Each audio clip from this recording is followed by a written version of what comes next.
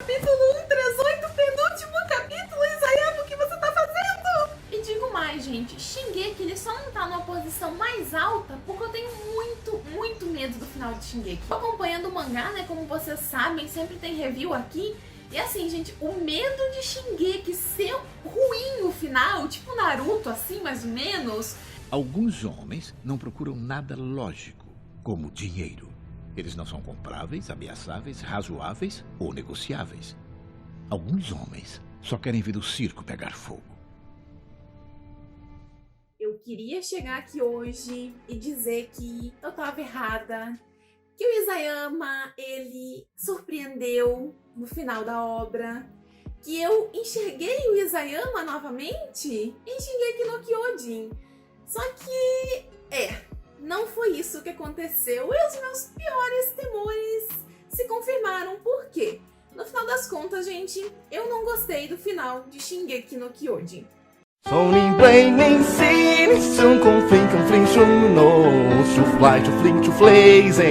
Oi pessoal, tudo bem com vocês? Sejam muito bem-vindos ao meu canal. Eu sou a Micaela, esse é o canal Mica e hoje viemos aqui para o último review de Shingeki no Kyojin.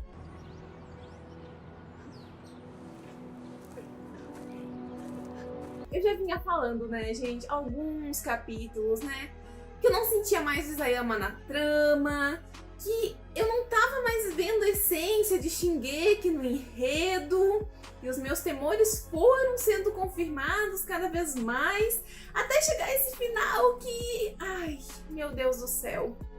Meu Deus do céu, Isayama. O que aconteceu, Isayama? Sério, se eu pudesse voar hoje pro Japão, chegar na casa do Isayama, pegar ele pela mão e perguntar: o que fizeram contigo? Eu faria isso. Teve muita gente lá no meu canal falando assim: ah, porque o final de Shingeki foi aceitável. Ah, porque o final de Shingeki foi razoável. Ah, foi até que bom. Achou errado, otário? Só que assim, gente, para um minuto, olha pra trás. Olha pra primeira, pra segunda, pra terceira temporada, olha pro início desse arco final, né? Que antecede toda essa treta de Marley e a guerra e Strong e tudo mais. Vocês acham que uma obra que nem Shingeki, o potencial que Shingeki sempre teve, o enredo que é simplesmente sensacional, diferente de tudo, pega o clichê e faz isso aqui com ele, tira tudo. Vocês acham que uma obra que nem Shingeki merecia um final aceitável? Um final razoável? Ou um final sensacional, incrível, que você ficasse pensando assim uns 3 dias, meu Deus do céu, o que foi que aconteceu aqui? Um plot twist de... não sei, entendeu? Não sei. Aquelas coisas que só o Isayama pensava, a gente nem conseguia acompanhar e ficava maluco quando aparecia na trama. Certamente que sim. Pois é, gente. A minha decepção, ela vem principalmente desse ponto, entendeu? Porque o Isayama, de certa forma, ele acostumou a gente muito mal. Ele acostumou a trazer ideias muito mirabolantes, muito incríveis, plot twists sensacionais. Vamos lembrar do Entregue Seus Corações, do Irving? Vamos lembrar? Aí chega no final com uma tentativa de plot twist que não funciona, com muita coisa em aberto. Meu Deus do céu, o que foi que aconteceu com a Mikasa? Ai, meu Deus, a gente vai chegar lá, só que eu já tô externando as minhas dores aqui para vocês, né? Enfim, gente, essa semana passada, eu já fiz muito post relacionado a Shingeki e tal, aí eu só acompanho as tretas nos comentários, né? Porque eu acho assim, é importante você respeitar a opinião do coleguinha, o que eu não tô vendo acontecer, e eu já bani um monte de galera. Tanto a galera que defende o final, que fala que achou lindo, incrível, maravilhoso, tudo de perfeito, quanto a galera que fala que não gostou, que odiou, que foi uma bosta. Enfim, a gente já baniu galera pra caramba. Por quê?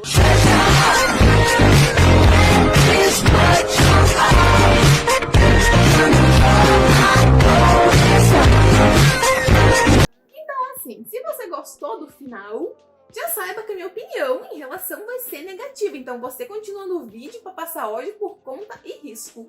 Ok? Ai, Micaela, mas o Isayama ele só errou, não teve nada de bom? Teve alguns pontos, a gente vai chegar lá. Enfim, agora que eu já fiz esse desabafo, já fiz essa breve análise, essa sofrência como leitora. E olha, gente, eu nem acompanho assim há tanto tempo. Eu acompanho Shingeki desde o final ali da segunda temporada, né? Comparado a amigos meus que leem o mangá desde antes de ter anime, eu sou Nutella. Eu sou Nutella nesse bando. E se eu fiquei decepcionada, você imagina eles. Gente do céu, os áudios que eu recebi. Eu vou me matar! Mas enfim, vamos falar do capítulo? Vamos falar do que aconteceu? Bora lá! O capítulo, gente, ele começa com uma conversa entre o Armin e o Eren, que eu acho que essa foi a tentativa de plot twist assim do capítulo. Não sei se foi bem certo. Por quê? Vocês lembram, gente, que alguns capítulos atrás, o Armin, ele tava ainda no navio, né? A gente nem tinha chegado naquela treta do Erensauro lá ainda. Ele tava no navio com a Anne, né? E ele parece meio que despertar, assim, de um sonho. Pois é, nessa hora a gente descobre que, na verdade, ele estava com o Eren. Eles estavam conversando pelos caminhos, né? E eles estavam vendo, né? O Eren estava falando das suas atitudes, né? Graças a Deus, finalmente a gente teve o ponto de vista que a gente tanto esperou do Eren, porque eu estava preocupada que o protagonista não ia aparecer no final da trama, a gente não ia ver o ponto de vista do Eren, mas enfim. Ele e o Armin estão conversando nos caminhos a respeito de tudo que aconteceu, né? A respeito do porquê o Eren ter feito aquilo, de não ter mais alternativa e tudo bem, lá lá lá. Quem leu aí já sabe do que eu tô falando. E no final dessa conversa, gente, o Eren, ele diz que agora o Armin precisa voltar, que ele vai apagar as memórias e o Armin só vai se lembrar daquilo no momento em que o estrondo acabar e o Eren estiver morto, porque o Eren, ele sabia que o lado do Armin estava certo. A questão, gente, que eu achei assim meio sem sal, sem tempero, talvez, nessa conversa dos dois, é porque isso era pra ser um plot twist, só que assim, como nesse momento, quer dizer, quando esse momento acabou, que o Armin volta pro navio, o Armin não lembra de mais nada, o plot twist não existe. Plot twist pra mim seria ele ter feito tudo que ele fez, né? Ter ido atrás do Eren, ter incentivado a aliança, né? Matar ele e tudo mais, sabendo dessa conversa, lembrando dessa conversa, mesmo assim sabendo que o que ele estava fazendo era o certo, que até o Eren sabia que era o certo e tal. Agora, como no momento em que ele volta, ele simplesmente não lembra, então pra mim é um princípio de plot twist que não deu certo, porque funcionou como algo pra gente saber o ponto de vista, digamos, do Eren, mas não que, nossa, tem um grande impacto na narrativa. Mas ok, vamos seguir. A gente tem aqui uma tentativa de explicar um pouco da Ymir, porque assim, apesar da gente ter aquela explicação um pouco vaga do parasita, de como funciona e tudo mais, né? A gente tinha que ter uma explicação do porquê Ymir continuou, sei lá, tão obediente, porque ela continuou fazendo o que ela fazia, e a explicação veio do porquê ela amava o rei Fritz. E aí, gente, é dito que é por esse motivo, por ela amar, né, o Fritz ali, que ela continua insistindo, mesmo após 2000 anos, não sei o que, porque ela estava esperando vir alguém para libertar desse ciclo. Libertar ela da dor do amor. E quem seria essa pessoa? A gente achou o tempo todo que o Eren, ele tinha visto alguma coisa, né, que fez a Ymir deixar ele se aproximar. Mas aí, nesse momento, a gente descobre que, na verdade, quem foi a libertadora foi a Mikasa, não o Eren. Aí, gente, o Armin, ele faz aquele questionamento que a gente queria fazer, que é, por que a Mikasa? Tipo, ele não entende. Aí, o Eren, ele simplesmente lança a coisa mais vaga possível, que é o quê? Ah, eu não sei por que a Mikasa. Isso são sentimentos da Ymir, só a Ymir sabe. Ok, a gente até dá uma engolida nesse papo de sentimentos da Ymir, só a Ymir sabe porque a Mikasa foi escolhida para libertar ela do negócio lá de dor, de amor, de 2000 anos, meu Deus do céu. Enfim, porque assim, né, a gente realmente, essa história de cada um tem os sentimentos de cada um e a gente não sabe o que o outro tá pensando, é ok, né, é relevante, a gente até tenta entender e deixa passar em branco. Só que aí, meus amigos, vem uma coisa meio estranha. O Eren, gente, aqui ele fala sobre a consequência da escolha da Mikasa, né? E que por essa escolha da Mikasa, 80% da população morreu, ele continuou seguindo em frente. Eu não entendi direito se isso dá brecha para a teoria que eu falei no último capítulo. Vocês lembram que eu tinha falado sobre, na verdade, Shingeki estar dividido em 2 linhas temporais? Isso não aconteceu, infelizmente, porque seria incrível, né? Mas que existia em algum momento um divisor de águas, algo que fez o Eren se tornar o Tatakae louco que a gente conheceu, ok? Tinha um divisor de águas e realmente esse divisor era a Mikasa. O que dá a entender, essa consequência da escolha, é exatamente aquele momento em que ela fala sobre ser família, e o Eren parece meio triste. Comentei com vocês isso no vídeo passado, muita gente me achou meio louca, mas a gente vai chegar no momento em que confirma essa minha teoria. Por quê? Porque, gente, a gente ficou o anime inteiro chamando a Mikasa de gada, né? Porque a Mikasa ficava atrás do Eren direto. Só que daí, nesse último capítulo, o Isayama resolve mostrar que a história não era bem por aí não, que era o contrário. O Eren era maior gado da Mikasa e ele teve um baita ataque de gadice neste capítulo final. Meu Deus do céu! A primeira vez que eu vi aquilo, eu pensei assim, gente, fizeram um meme, não é possível. Não é possível! Não é possível! Aí eu fui ler. Aí no que eu li, eu falei assim, gente, não é possível, o que é isso? Eren, pelo amor de Deus, qual que é a lógica disso aqui? Aí na terceira vez que eu li, aí eu comecei a mais ou menos compreender o que aquilo tava se tratando. Porque assim, gente, o Armin, né, eles entram no assunto da Mikasa, né? E o Armin, ele pergunta a respeito de tudo que o Eren fez pra ela, né, de ter pisado na lealdade dela e tudo mais. Pergunta, né, se ele acha que ela vai simplesmente, assim, superar tudo o que aconteceu, esquecer o Eren, né, seguir a vida dele. E o Eren, ele continua, ai, não sei o que, não sei o que. O Armin vai lá, mete o socão, o Eren cai. E aí, o que acontece? O Armin, ele fala, né, eu espero que ela encontre uma outra pessoa que ela goste e consiga superar. Aí, gente, vem uma bomba que ninguém esperava, porque isso não tem lógica nenhuma. Enfim, o que aconteceu? O Eren, ele simplesmente começou a falar que odiaria aquilo, que por 10 anos ele espera que ela não fique com ninguém, que não sei o quê, que ele queria que ela só amasse ele. Oi! Agora você vem com isso, Isayama? Do nada, meu filho! E aqui, gente, eu vou ter que abrir um parênteses porque eu não entendo. Eu não entendo escritor de shounen. Por que escritor de shounen quer escrever romance se não sabe escrever romance? Por quê?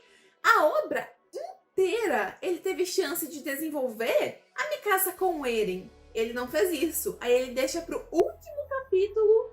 Do nada, o Eren simplesmente falar que gostava dela, que, né, queria que ela só amasse ele. Meu Deus do céu. Que horrível, Isayama. Por que você deixou isso para o último capítulo? Não faz sentido nenhum. E eu vou falar, meus amigos, por que não faz sentido. Porque se o Eren tivesse a coragem de falar pra Mikasa, explanar os sentimentos dele, que nem ele teve de ativar o estrondo, mano, nada disso teria acontecido.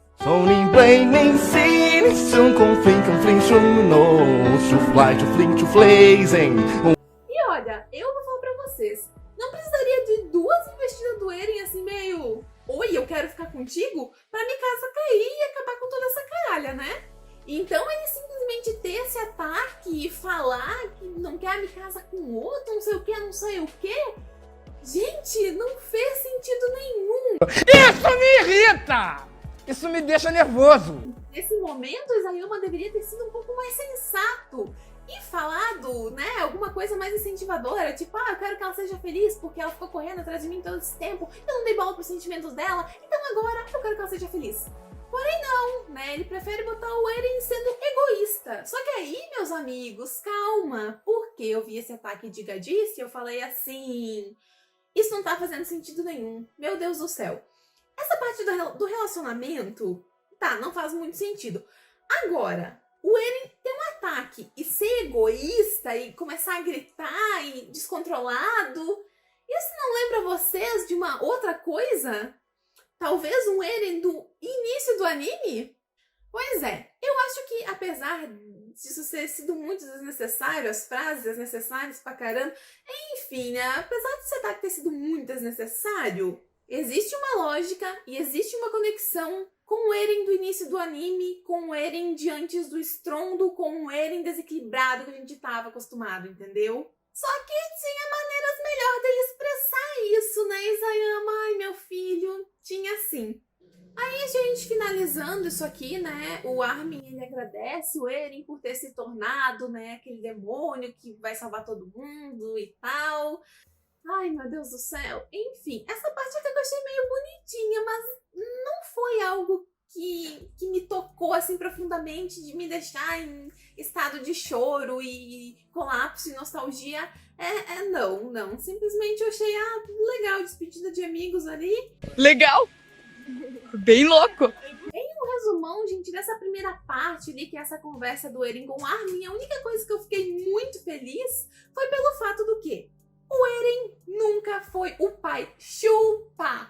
Você não é o pai.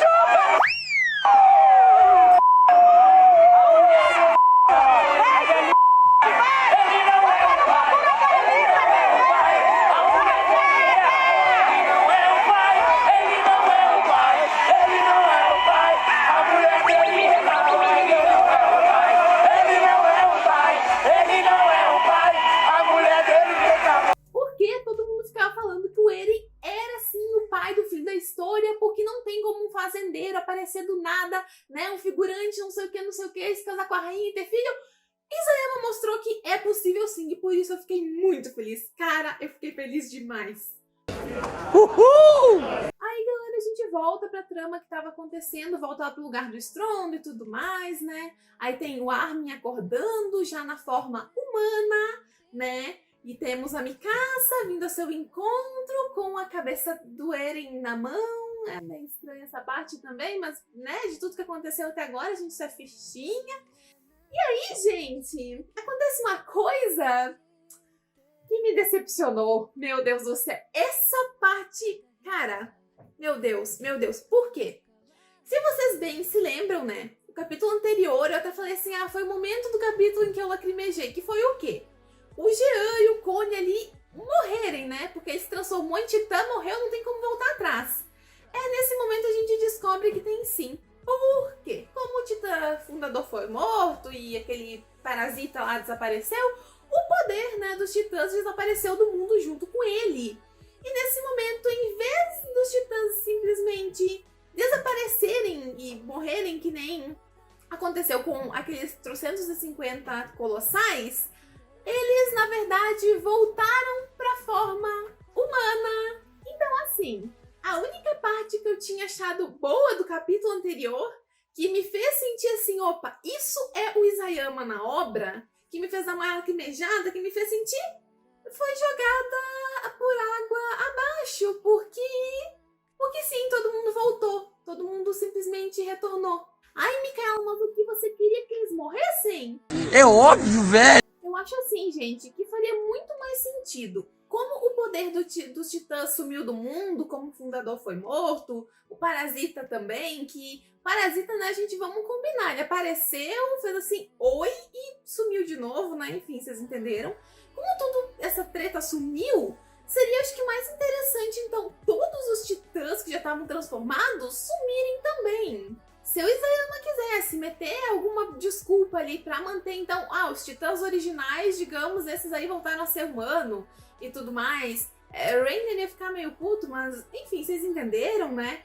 E finalizar com aquela coisa que a gente já tinha falado em outras teorias, né, outras vezes, sobre o Armin ser o grande narrador da história de Shingeki, porque ele foi um dos que sobreviveu a tudo isso que aconteceu. Eu acho que seria mais ok, entendeu? Mas não simplesmente pegar toda a construção do capítulo anterior, que foi a parte que mais, digamos assim, que me trouxe de novo até esperança em Shingeki, né? Que foi aquela hora que eu senti um pouco da mão do Isayama realmente na trama. Simplesmente pegar isso e jogar fora. Simplesmente pra trazer os personagens de volta, entendeu? Simples assim. Coisa que o Isayama nunca fez, a não ser naquela vez com o Armin, mas isso foi uma exceção. Aí muita gente pode dizer, mas o que aconteceu é que vocês ficaram com raiva porque não foi o final feliz que vocês esperavam. Na verdade, gente, eu acho que foi muito pelo contrário nesses comentários. comentários que vocês fizeram. É o oposto disso. A gente esperava um final com muito mais morte, com muito mais drama, com muito mais peso, entendeu? E quando a galera toda ficou viva, simplesmente a gente ficou tipo, a gente sofreu por nada, a gente se apegou por nada, vai todo mundo terminar vivo, feliz? Para com essa conversa mole! Vai dar! Não vai dar! Isso, gente, vocês podem falar que não é o clichê do Isayama, entendeu? Porque o clichê do Isayama era exatamente a gente ter muita morte, né? Então ele decidir todo mundo ficar vivo no final, uau, é uma coisa que é surpreendente, é inovadora, só que perde a essência da obra inteira, entendeu? Uma obra, gente, que eu já vi muita galera falando sobre a violência pornográfica, quase que era, né? Ter um final, assim, feliz, porque pra mim esse final foi feliz, de todo mundo voltando ali e tal, é decepcionante. É decepcionante. Se ele não queria matar todo mundo, ok, mas tipo duas mortes relevantes, tira a Ikone, que aconteceu no capítulo passado, né? Enfim, vocês entenderam, né? Alguma coisa mais impactante, entendeu? Que trouxesse de novo aquela essência da obra que a gente viu desde o início, né? O que acontece? A sensação que eu tive é a de que o Isayama tentou desconstruir o clichê que ele mesmo criou pra Shingeki, sabe? Em vez de trazer muitas mortes e carnificina, ele trouxe a vida, ele trouxe as pessoas de volta e a gente vê todo mundo feliz e tal, e agradecendo o Eren, né? Até a gente tem o Jean falando, se eu não me engano, aquele idiota leal, não sei o que, todo mundo feliz. E assim, o Eren mesmo fala, né, em alguma parte, uma frase muito famosa que eu vi muito essa semana também: não se pode esperar final feliz em uma história de terror. Se isso não é final feliz, gente, é o quê? E outro ponto, gente, que eu fiquei assim muito decepcionada foi o quê? Pode jogar as pedras em mim que eu tô pronta pra tomar hate. O Levi ter ficado vivo. Puta que pariu, que filha da puta. Não faz sentido nenhum. O cara perdeu todo mundo, todo ferrado, ele fica sem a perna, ele fica sem o olho. Mano, pra que manter ele vivo? Porque os fãs gostam? Sinceramente, eu preferia ter visto o Levi morrer e se encontrar com a Range, com o Erwin lá, sei lá onde é que eles estavam, do que terminar sendo cuidado pelo Falco e pela Gabi. Oi! Que horrível esse final do Levi! Agora, gente, falando sério, de tudo que aconteceu nesse pós-estrondo, de todos os pontos que eu falei até agora, eu acho que nenhum me incomodou tanto e eu achei que não fez sentido nenhum quanto todo o ódio que Marley sentia por parar de simplesmente desaparecer em 3 páginas e 2 frases e meia do Armin. Isso foi um negócio que eu achei que, mano, simplesmente impossível. Não existe um negócio desses. Vocês lembram, gente, das atitudes da Gabi? Das atitudes que foi mostrada, né? De como os Eldianos eram tratados lá em Marley e tudo mais. Aí o que acontece, né? Finalizou ali o estrondo.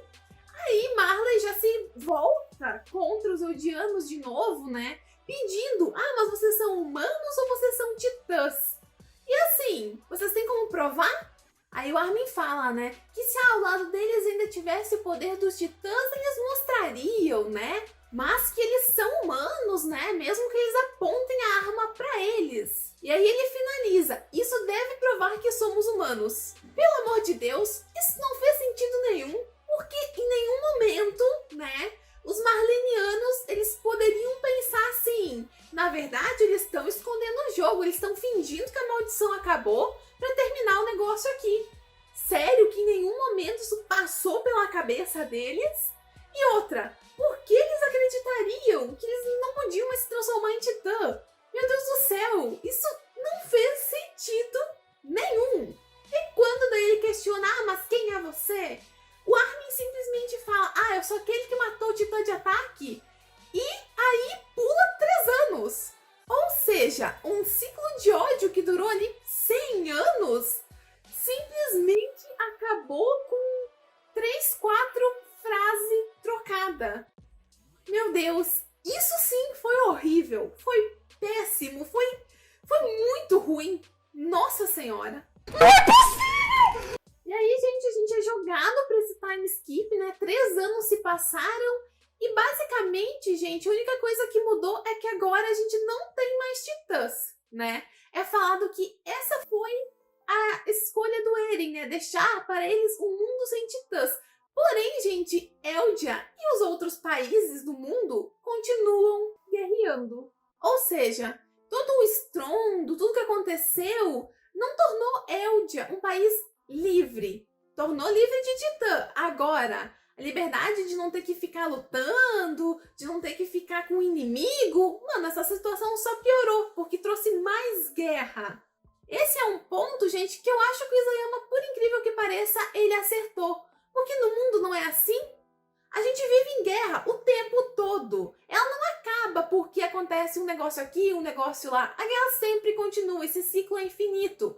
Esse foi um ponto que eu acho que ele acertou, porque retratou bem a realidade. Enfim, gente, esse time skip, ele é super corrido. Ele mostra mais ou menos o que aconteceu, né, com o mundo, depois que acabou o estrondo, como é que ficou. Mostra também a galera ali conversando, meio que um bate-papo quase de amigos, mas não aprofunda muito.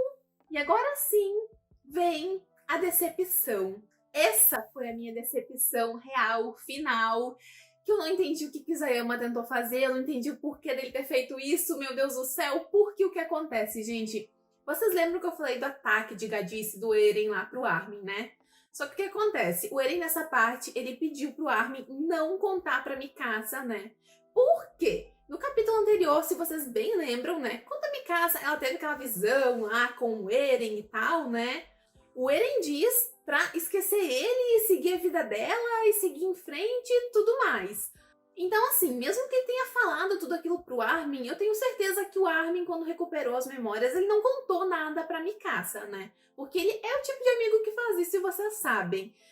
Então, por que, Isayama? Por que nas últimas páginas você colocou, 3 anos depois, a Mikasa ainda chorando por causa do Eren, em vez de mostrar que essa mulher seguiu a vida? Por que, Isayama? Me responde! Isso, gente, isso foi o que me decepcionou. Por quê? A Mikasa, gente, ela ficou atrás do Eren desde o início do mangá, do anime, dos negócios. O tempo todo. Ela só tinha Eren pra cá, Eren pra lá. Ela deixou a gente quase louca chamando atrás do Eren. Então, assim, por que não mostrar que ela seguiu em frente? Tu não precisa ficar sofrendo por causa de homem a tua vida inteira. Eu não sei se com isso ele tentou mostrar o ciclo de dor da Ymir. Eu não sei se ele tentou fazer uma analogia do que a Ymir sofreu e o porquê dela ter escolhido a Mikasa, porque sabia que ela ia continuar sofrendo. Mas porque a gente não tinha necessidade, a Mikasa merecia ser feliz. De todos os personagens que tinha na trama, a Mikasa era a que mais merecia superar essa situação e seguir em frente. Literalmente, por favor. Mas não. Termina com ela chorando por causa do Eren, ao lado do túmulo do Eren, num luto infinito que nunca vai passar. Eu acho que essa era a oportunidade que o Isayama tinha de mostrar de como a gente pode seguir em frente, né? De como a gente pode superar, de como as coisas podem acontecer na nossa vida, apesar de tudo. Mas não, né? Ele preferiu simplesmente botar o amor próprio da Mikasa no quinto dos infernos, fazer ela continuar chorando por causa do Eren e transformar o Eren no pombo. Não consigo mais ficar sério. Velho, é sério isso? Eu entendi direito? Eu não sei se eu entendi direito. Porque o que acontece, gente? A Mikasa, ela fala que queria ver o Eren de novo, né? E nisso aparece um pombo voando, pega o cachecol dela, meio que enrola o cachecol dela. E aí ela fala assim, obrigado por enrolar o cachecol em mim, não sei o quê. E ela vê aquele pombo, os olhinhos brilham. Aquilo era pra ser o Eren, uma analogia do Eren em outra vida? Eu não entendi, gente, eu não entendi, meu Deus do céu, que horror! E assim, gente, é assim que acaba esta obra fantástica. Meu Deus, péssima hora em que a ideia de tudo no passado, um sonho do Eren criança, não aconteceu. Eu ouvi muita gente falando assim, porque vocês fãs, vocês vão na internet, veem um monte de teoria e depois ficam decepcionados. Gente, é claro que a gente vai ficar decepcionado se a teoria for melhor do que aconteceu no final. A ideia do sonho do Eren criança iria ser um clichêzão ali, podia deixar nós putos, mas eu ainda acho que seria melhor do que tudo isso que aconteceu de uma maneira corrida, de uma maneira meio largada, principalmente esse pós ali, time skip, que você vê os personagens, você sabe o que aconteceu, mas é tudo muito corrido. Meu Deus do céu, parecia que eu tava lendo Haikyuu de novo. Eu acho, gente, que sim, isso tem muito a ver com o fato do Isayama ter mudado o final. Por quê? Falando de Shingeki como uma obra no geral, Shingeki é incrível, é maravilhoso. O que ele começou a pecar foi exatamente nos últimos capítulos. Eu não sei, gente, se por uma pressão da editora em fazer algo mais soft, ou se por pressa de acabar o mangá, eu não acho que seja essa opção. Mas enfim, o que levou ele a fazer essa mudança, a gente percebe que ele se perdeu sim na obra. Shingeki tinha maneira de terminar melhor. A teoria de que o filho da história teria alguma coisa a ver com a trama, né? Aquela própria questão de o Eren nunca ter estado no estrondo, ele estava controlando tudo de Parades, e teria usado o filho da história porque tem sangue real para reativar estrondo, blá blá blá. Gente, eu amava essa teoria, eu acho que seria maravilhosa. Também a gente tinha aquela teoria das duas linhas temporais que se separavam e se juntavam, e tudo terminava e começava com a Mikasa. Gente, eu também acho que seria mais interessante. Então, gente, no final da obra, o que eu senti? Eu não senti o Isayama mais nela. Eu senti um pouco de preguiça do roteiro em explicar algumas coisas. Principalmente aquela parte da Ymir, né? Porque o Parasita a gente até esquece. Agora, aquela coisa de, jogar tudo porque eram os sentimentos da Ymir, porque ela escolheu a Mikasa, porque eram os sentimentos dela, não tem como saber os sentimentos dela. Poxa! Ah, não, sério? Pra uma obra que foi tão bem amarrada, tão bem construída, com plot twists tão sensacionais, terminar desse jeito decepciona. Eu esperava mais. Micaela, mas os finais que você falou aqui também não são tão bons, não. Gente, é claro que não são, porque é tudo teoria que saiu das fontes das vozes das nossas cabeças, que somos leitores, que acompanhamos a obra, entendeu? Só que assim, a gente esperava algo maior, algo mais grandioso, porque o Isayama em si sempre foi muito grandioso com a obra, entendeu? Os finais alternativos que eu falei aqui pra vocês podem ser clichês, podem ser até meio idiotas, zoados, não sei o quê. Só que assim, gente, é coisa que a gente pensou.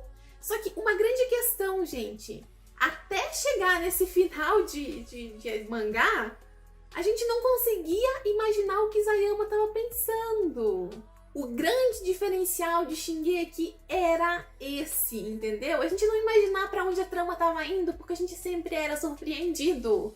Então assim, gente, eu comecei a sentir medo no momento em que as coisas em Shingeki começaram a ficar previsíveis, entendeu? Ou jogadas as informações pra gente muito em cima da hora, que nem aconteceu com o Bestial, né? Que o Bestial, o portador do Tita Bestial, pode se transformar em vários animais, não é só num macaco, não sei o que. Isso foi jogado pra gente no mesmo capítulo em que o Falco aparece. Então assim, gente, em que o Falco aparece de pássaro, né? Vocês entenderam?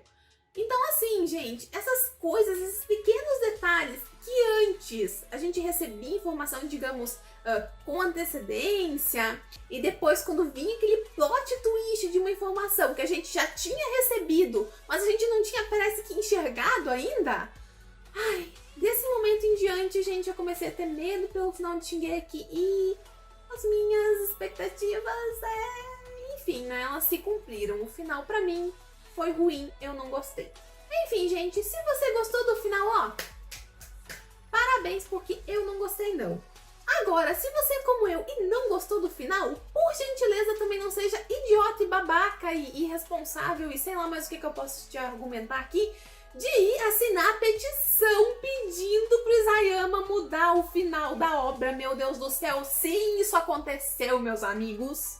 E eu fiquei muito indignada. É a mesma coisa que a gente, sei lá, pedir pro Kishimoto mudar o final de Naruto porque ficou horrível. Ou ainda entrando no mesmo barco, The Promised Neverland, que também é outro final. Ai, meu Deus do céu, detestável. Não gostar do final da obra é um direito seu, assim como é meu, que foi o que aconteceu. Mas assim, gente, criar petição pra mudar não sei o que, não sei o que. Gente, se encerrou assim é porque o Isayama quis, provavelmente foi tipo assim, mano, graças a Deus que agora pelo menos eu vou conseguir colocar talvez minhas ideias de novo em ordem. Se gostou do vídeo, como sempre, deixa like, se inscreve aqui no canal, deixa comentário, segue a gente lá no Insta.